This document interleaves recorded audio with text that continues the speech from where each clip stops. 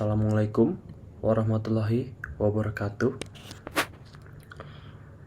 Salam sejahtera bagi kita semua.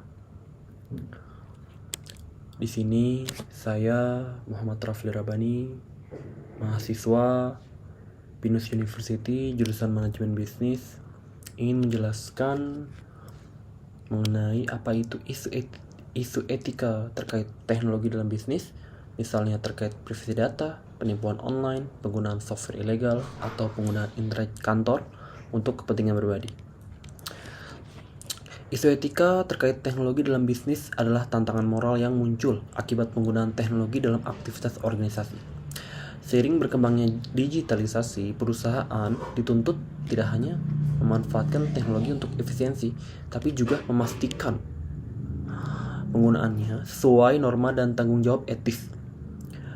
Beberapa contoh isu etika yang sering muncul antara lain privasi data, di mana perusahaan wajib menjaga kerahasiaan informasi pribadi pelanggan agar tidak disalahgunakan.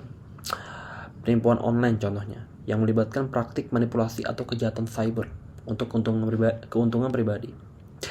Penggunaan software ilegal yang melanggar hak cipta dan berpotensi merugikan pemilik lisensi. Serta penggunaan internet kantor untuk kepentingan pribadi yang dapat mengurangi produktivitas dan melanggar kebijakan internal perusahaan. Dan juga ada salah satu contoh nyata yang terjadi di perusahaan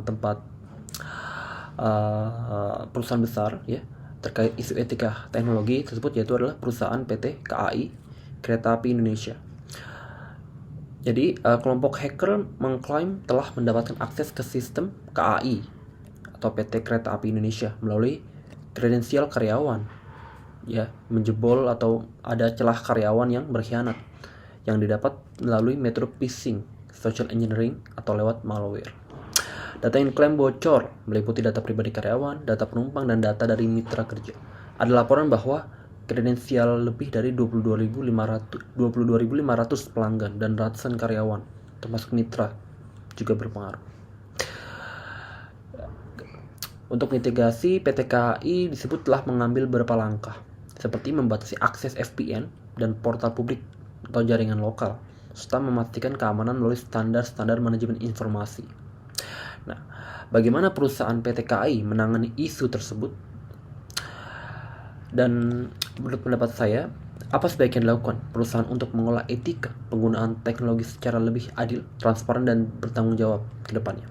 Dalam kasus dugaan kebocoran data yang menimpa PT KAI pada awal 2024, perusahaan langsung mengambil langkah-langkah mitigasi dengan melibatkan Badan Cyber dan Sandi Negara serta kepolisian untuk menyelidiki lebih jauh.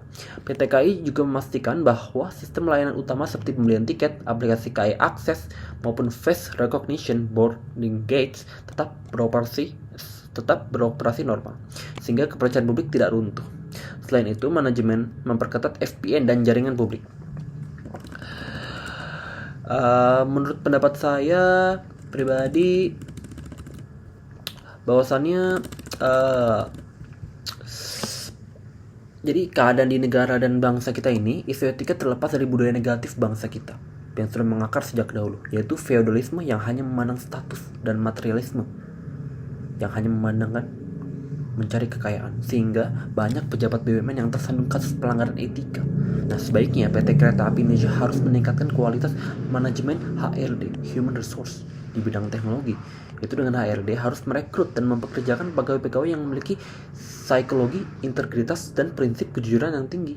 Karena dengan hanya memiliki pegawai-pegawai yang cerdas saja, namun kurang memiliki integritas, maka pelanggaran kode etik bisa terjadi seperti kasus tersebut. Terima kasih. Sekian dari penjelasan saya. Terima kasih. Salam sejahtera.